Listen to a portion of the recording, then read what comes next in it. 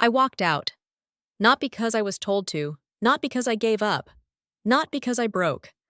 I walked out of that room while every single person inside it was still trying to figure out what just happened.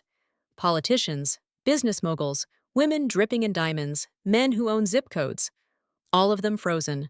All of them staring at the door I had just stepped through, like I had taken something from them. And I had. I just wasn't ready to tell them what. Behind me, I heard the first footsteps. Quick. Urgent. Then a voice. One of the ones that had laughed the loudest an hour earlier. Wait, wait, where is she going? Someone stop her! Then another set of footsteps. Then three. Then the sound of chairs scraping, heels clicking, a man calling out in Korean, voices overlapping into chaos. They were chasing me. The maid. The nobody. The woman who was never supposed to have a name in that house. And not one of them understood yet. The moment I opened my mouth that night, everything changed. Not for me. For them. Let me take you back to the beginning of that night. Because it didn't start with me walking out. It started with me trying, as hard as I knew how, to be invisible. That was my job. Serve, disappear, exist without being seen. I'd gotten good at it over 8 months inside the Kang estate. I knew which hallways had eyes. I knew which guests wanted their wine topped without being looked at. I knew when to slow down and when to vanish behind a curtain and just wait. But Director Choi, I knew him too. I'd watched him for 3 months. The way he worked a room like it was a chessboard. The way his smile never reached his eyes. The way the other staff tensed whenever he appeared. Like the air pressure changed when he walked in.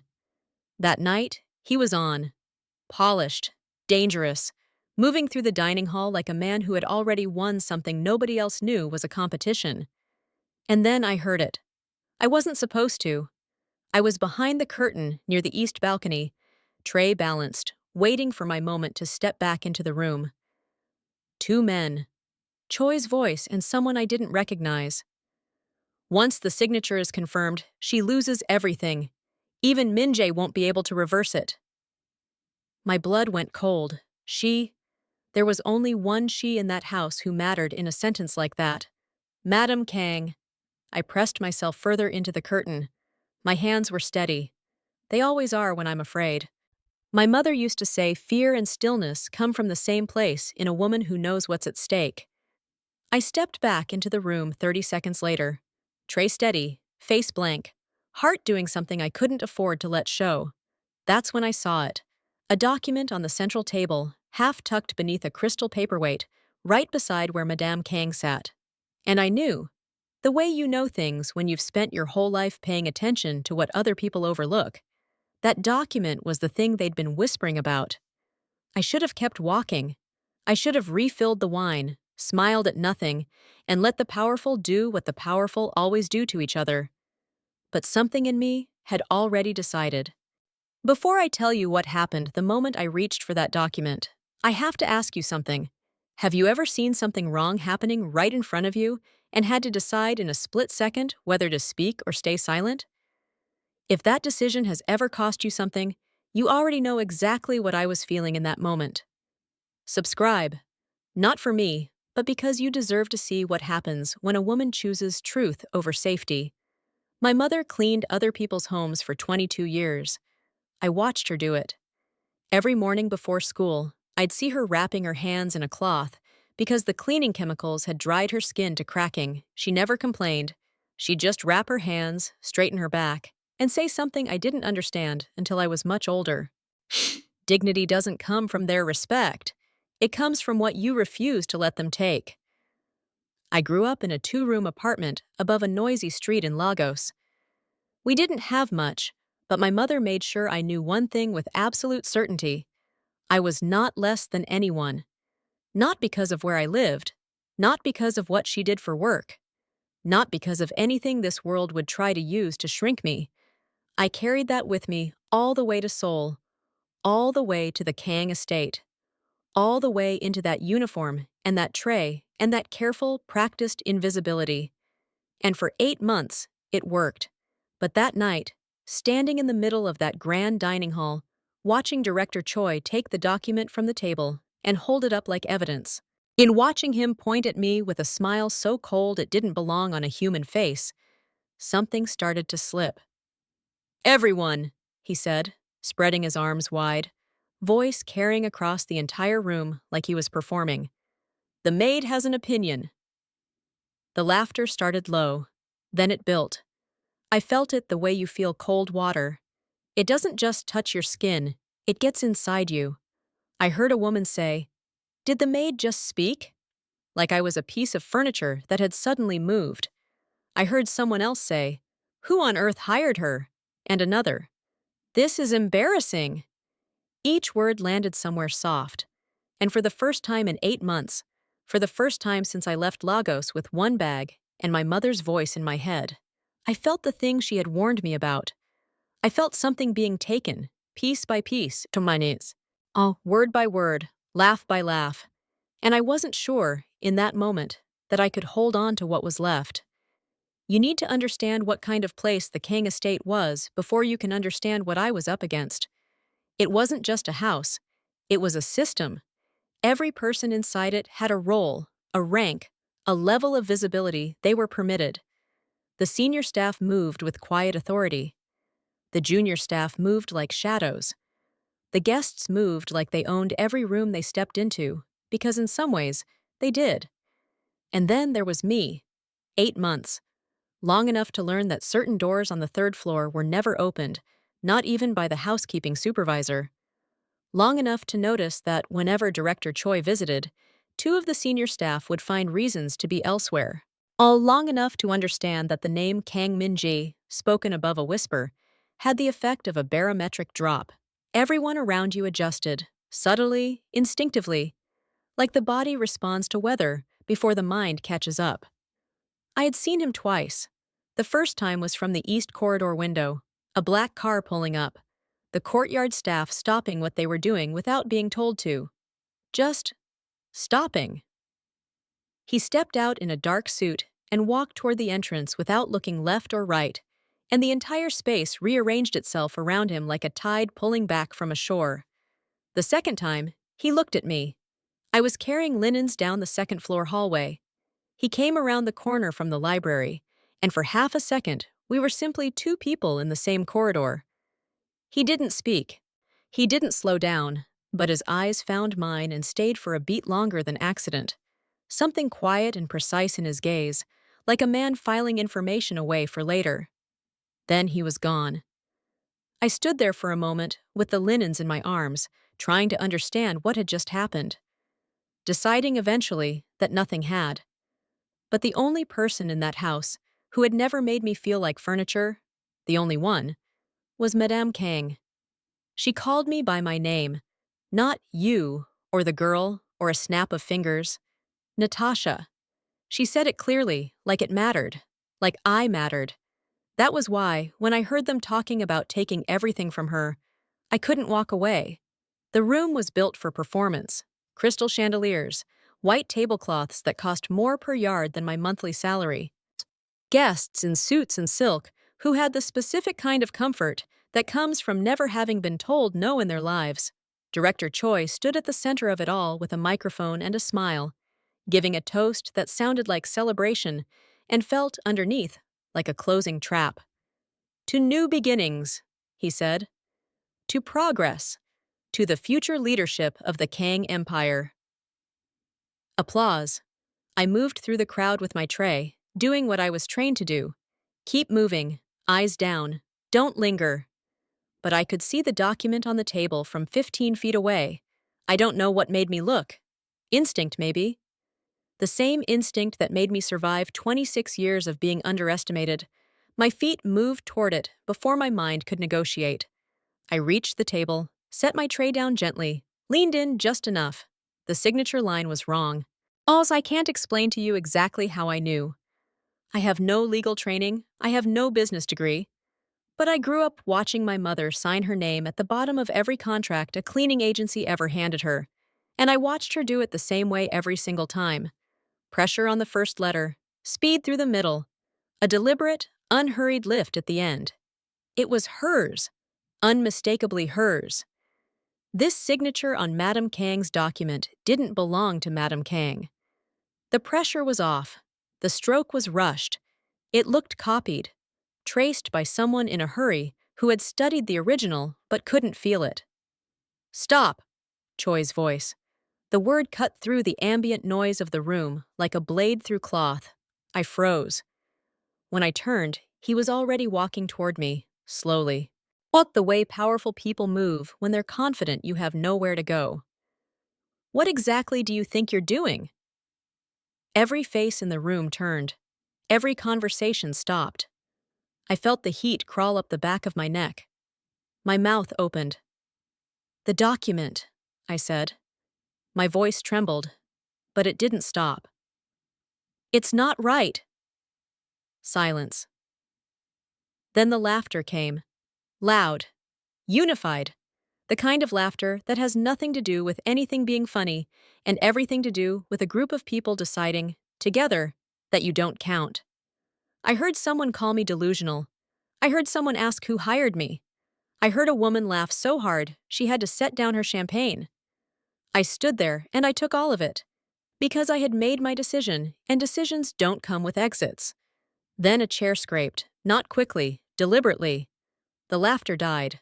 While Madame Kang stood up from the table. She walked toward me with the steady, unhurried gait of a woman who has never once in her life needed to rush to be heard. She took the document from the table. She read it. Director Choi's composure cracked. Just slightly, just enough for me to see it. Then she looked up. Not at him, at me. "Tell me," she said quietly. "What exactly did you see?" And in the silence that followed, the complete, absolute, disbelieving silence of every powerful person in that room, I told her. By the time I finished, Choi was sweating.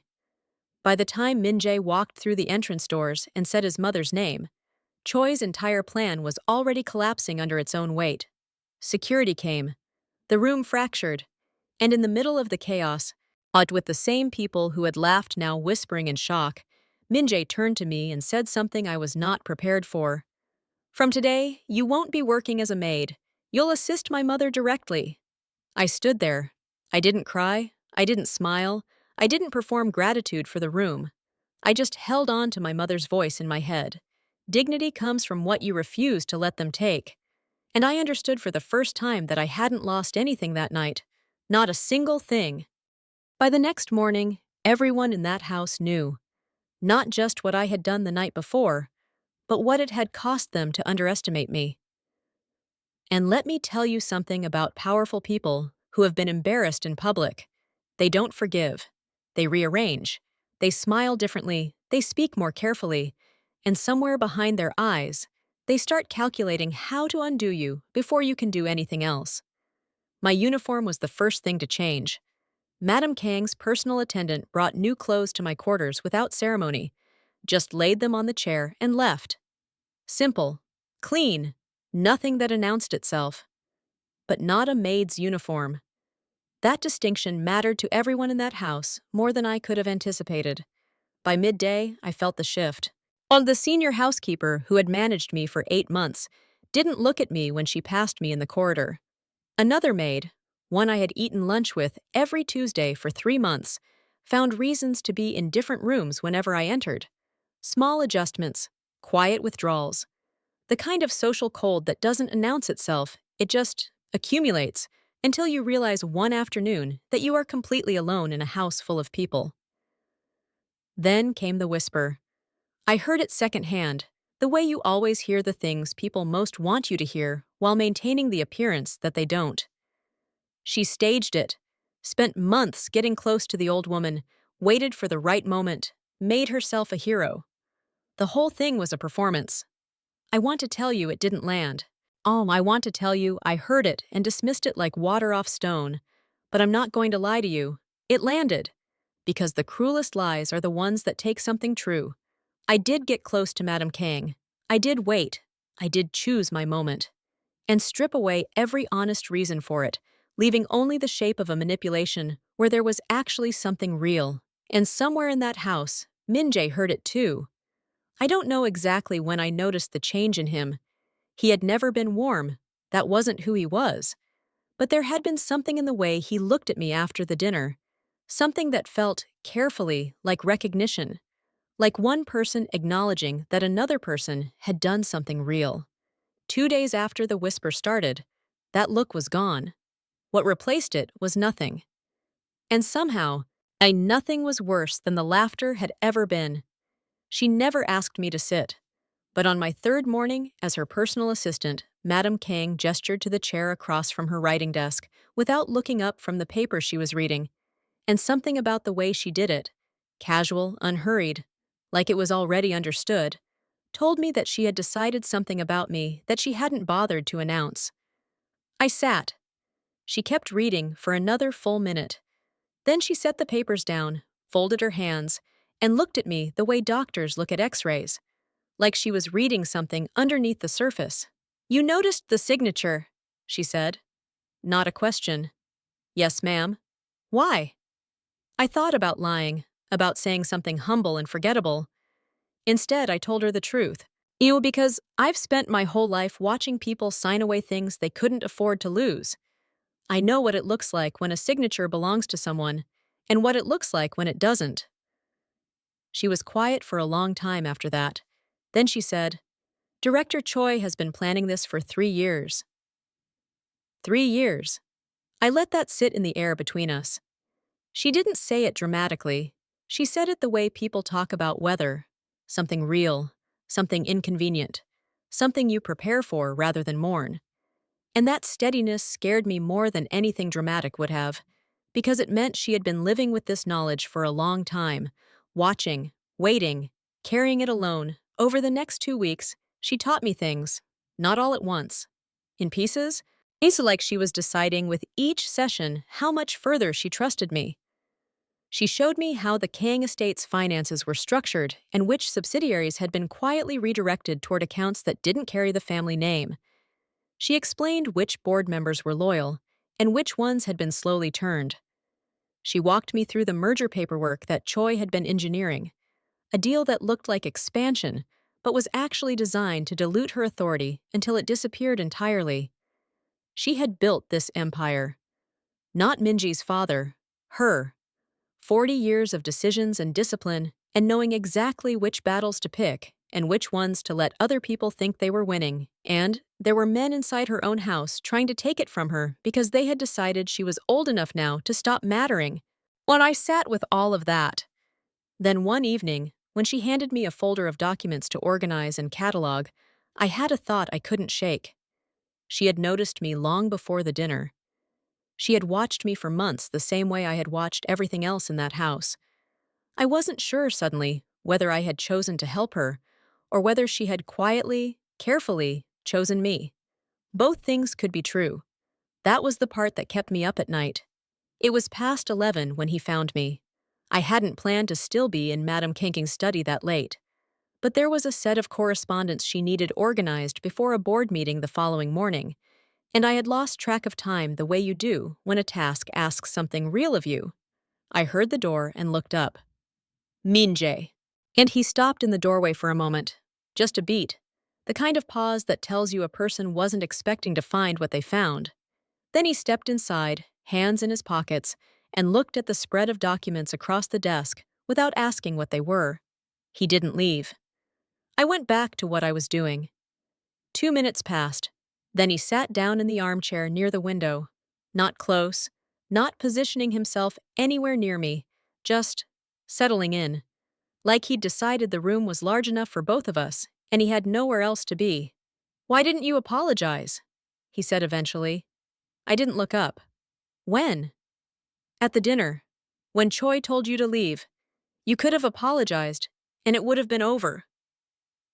I set down the paper I was holding. I'd already lost the job in my head.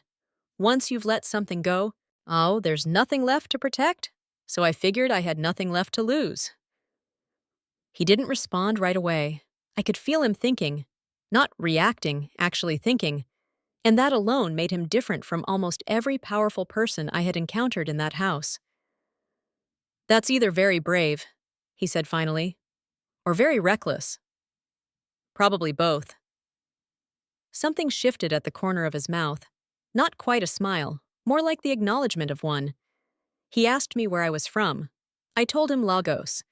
He didn't say, oh, interesting the way people do when they want to seem curious without actually being curious. He just nodded, like the information was now filed somewhere that mattered. We didn't talk long, maybe 15 minutes total. But when he stood to leave, he paused at the door.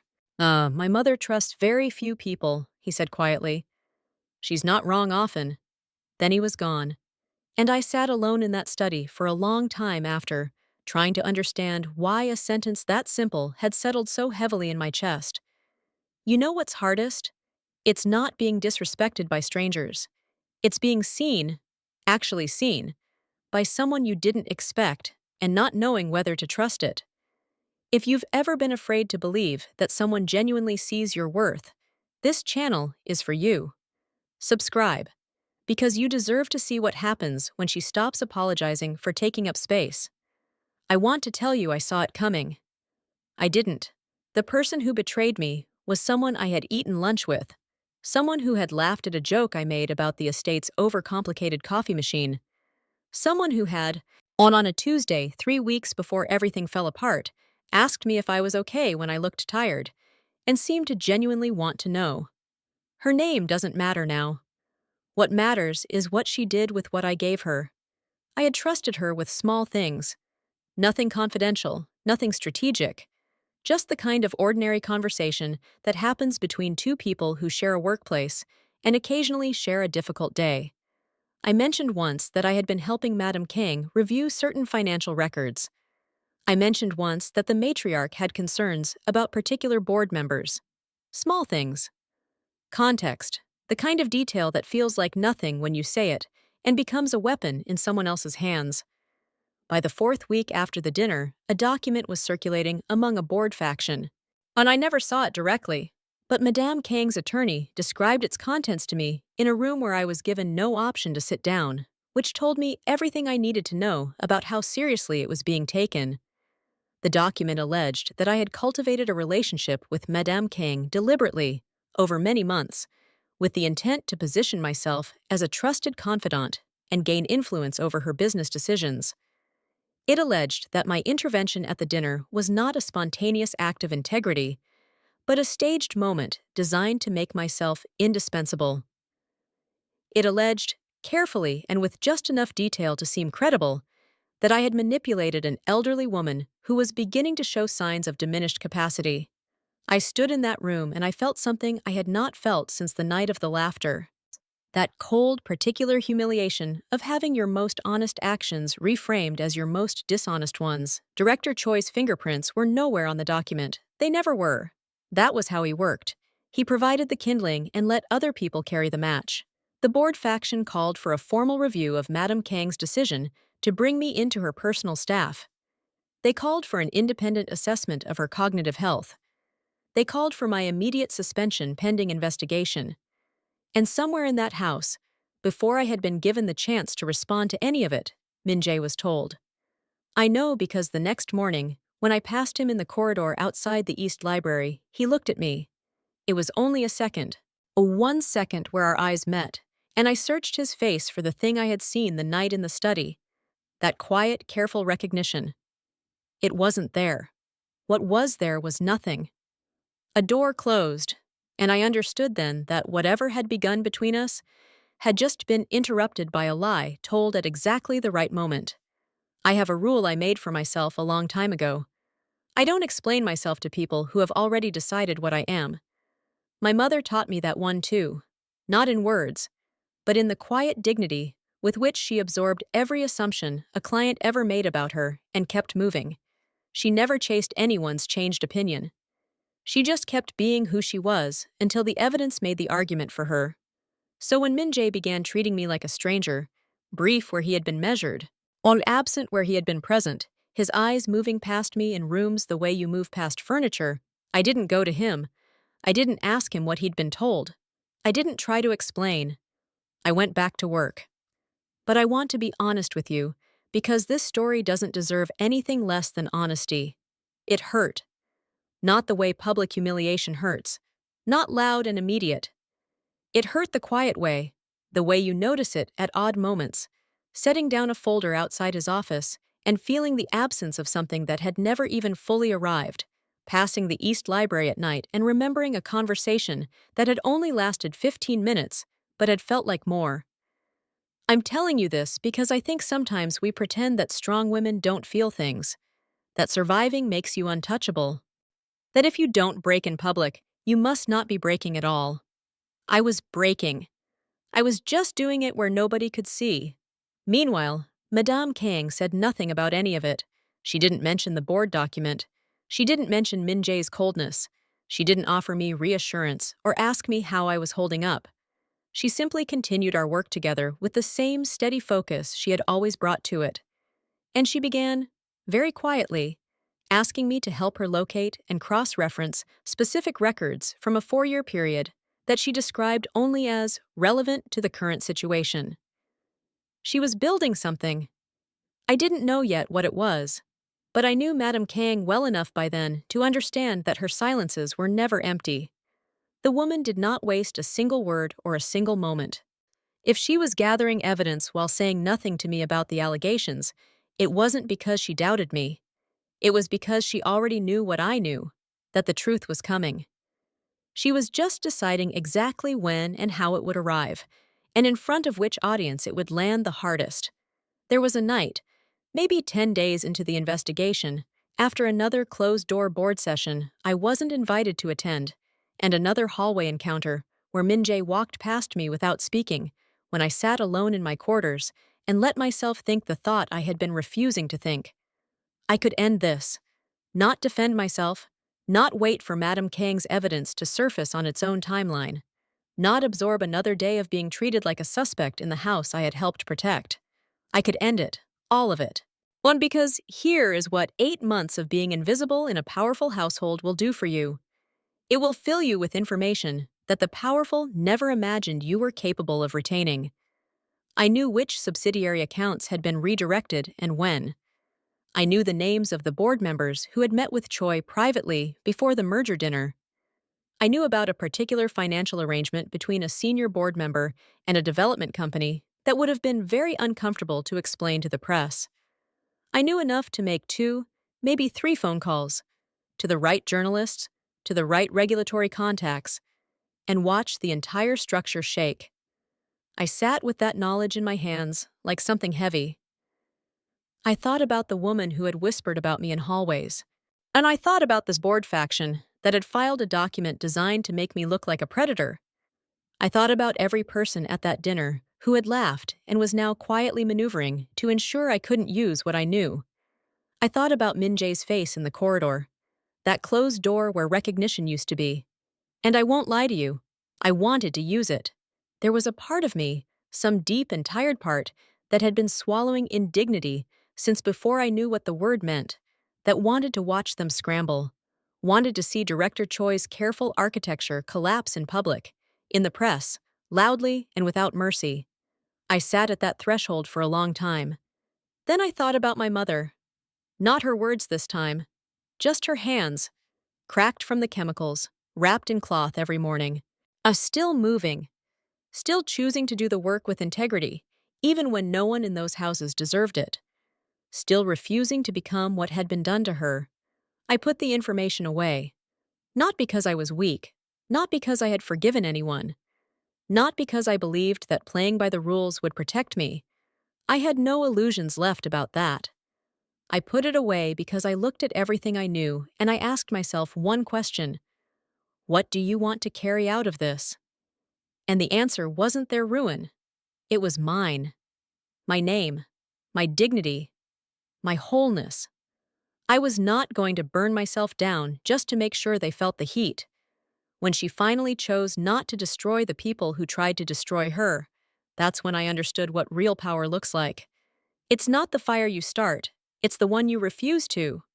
If this story is making you feel something you haven't felt in a while, subscribe, right now. Because somewhere out there, someone just like her is watching in silence, waiting to be reminded that walking away clean is also a form of winning. She called the board session for a Thursday morning. No explanation given. No agenda circulated in advance. Just a single message sent through her attorney to every board member, every senior executive, and every faction leader who had spent the past 2 weeks quietly sharpening knives in her direction. 9 o'clock. The main conference hall. Attendance is not optional. I found out about it the night before, when she handed me a stack of folders and told me to organize them by date, then by name, then by transaction amount. She didn't tell me what the meeting was for. She didn't have to. I had been cataloging those records for days. I knew exactly what they contained. I arrived at the conference hall at 8:45 to set the documents in place. Oh, the room filled slowly. Board members taking their seats with the specific kind of caution that powerful people use when they sense that something is about to happen, but can't yet identify what. Choi's allies sat together without making it obvious they were sitting together. Minjae came in last and stood near the back wall with his arms folded, watching everything the way he always watched everything, like he was solving an equation that hadn't been written down yet. Madame Kang walked in at exactly 9 o'clock. No cane, no aide, just herself, in a charcoal suit, carrying one folder. She sat at the head of the table and let the silence build for a full 30 seconds before she opened the folder. What followed was not a confrontation, it was a dismantling. She laid out 3 years of evidence, all calmly and in sequence. Shell accounts connected to a subsidiary that had been quietly redirected. Board votes that had been preceded by private meetings with Director Choi. Communications between Choi and 2 board members that discussed, in explicit terms, the plan to have her declared cognitively unfit so that a proxy could assume her decision-making authority before the merger was finalized. She presented all of it without raising her voice once. The room was absolutely still. Then she placed the forged document on the table and slid it to the center. She said, "This forgery was intended to be the final step. It was identified before it could be executed, and the person who identified it was not a lawyer, not a board member, and not a member of this family." Every eye in the room moved to me. Else I was standing near the side wall. I hadn't been introduced. I hadn't been invited to speak. But Madame Kang looked directly at me when she said it, and that look said everything the words didn't need to. I had mattered. What I did had mattered. And she was making sure the people who had laughed understood that clearly. In the same room, at the same table, with no exits and no way to rearrange what had just been said. Choi's 2 allies requested a recess before she had even finished speaking. She denied it. He came to find me 2 days after the board session. I was in the garden, not working, just sitting, which was something I almost never let myself do inside that estate. But Madame Kang had told me that morning to take the afternoon, and I had obeyed. Mostly because I was tired in a way that sleep wasn't reaching. The kind of tired that settles into your bones when you've been holding yourself together for too long. I heard him before I saw him. His footsteps on the stone path. Unhurried, deliberate. The particular rhythm of a man who has decided to do something difficult and is not letting himself slow down enough to reconsider. He sat down on the bench across from me without asking if it was okay. For a while, neither of us spoke. The garden did what gardens do: birds, wind, the distant sound of a gate. Normal things that had no interest in the weight of what was sitting between us.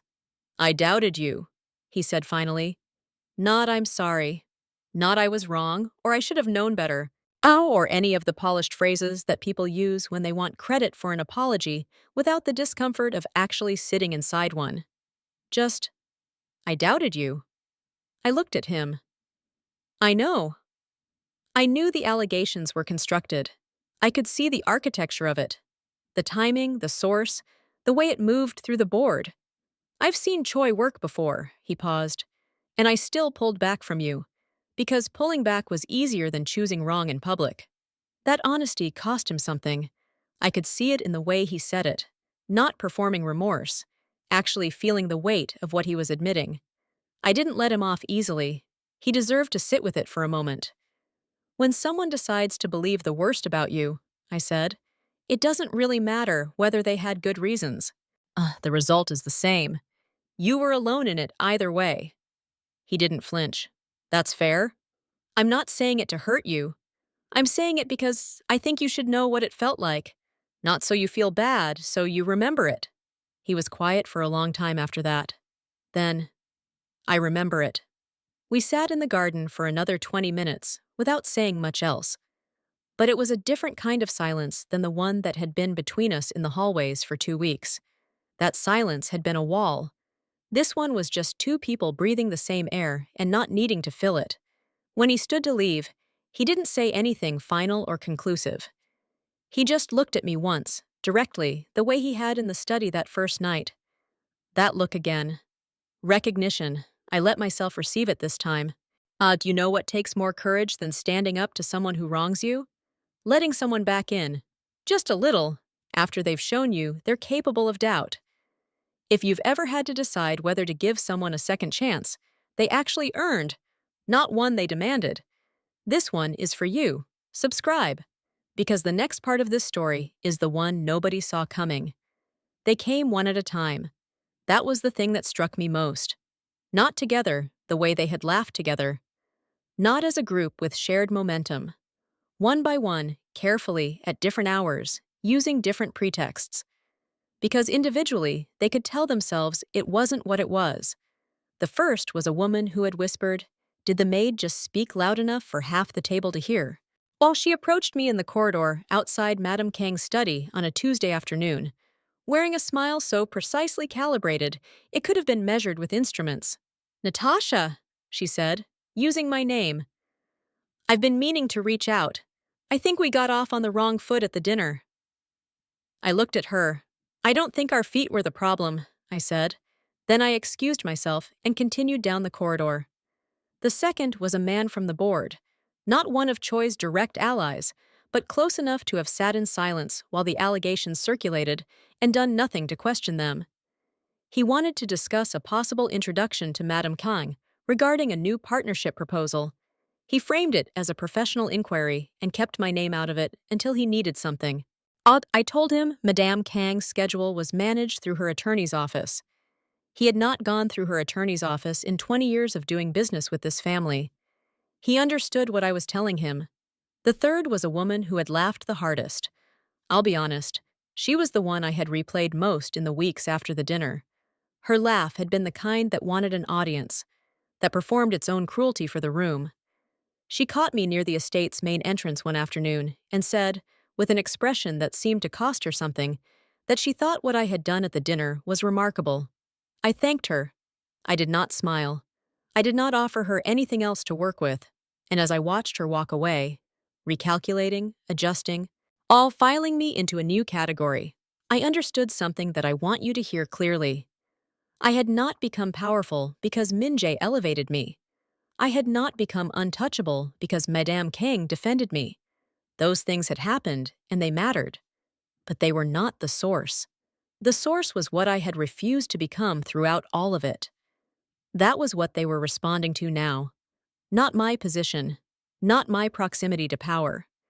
The fact that I had been exactly who I was the whole time, and it had turned out to be enough. Choi filed the defamation suit on a Friday. His attorneys submitted it to a civil court in Seoul, naming me personally and alleging that my statements to Madame Kang and subsequently to the board had damaged his professional reputation and caused him material harm. It was, his legal team made clear through carefully worded public statements, a matter of setting the record straight. I read about it the same way I imagine he intended me to read about it, in a news brief, third hand, designed to feel like a warning before it was a fight. My hands didn't shake. I want to tell you that so you know I had come far enough that they didn't shake. But my stomach dropped the way it does when something you knew was coming finally arrives, and the arrival is still worse than the anticipation. By Saturday morning, 3 separate people had sent me the same message through different channels. Release what you have. All of it. Now. Before he controls the story. I had the records. I still had everything. Organized, dated, odds cross-referenced in the careful way I had learned from months beside Madame Kang. Account transfers, meeting logs, communications. I had more than enough to bury him so completely that no attorney in Seoul would touch the defamation suit with both hands. I sat with it all Saturday afternoon, and then I called my mother. The line rang 3 times. She picked up on the fourth, the way she always does, like she's been doing something important, but you are never an interruption. Natasha. Just my name. Just the way she says it. 2 syllables that somehow contain an entire history of believing in me. I told her what was happening. All of it, from the dinner, to the board session, to Choi's suit, to the record sitting on the desk in front of me.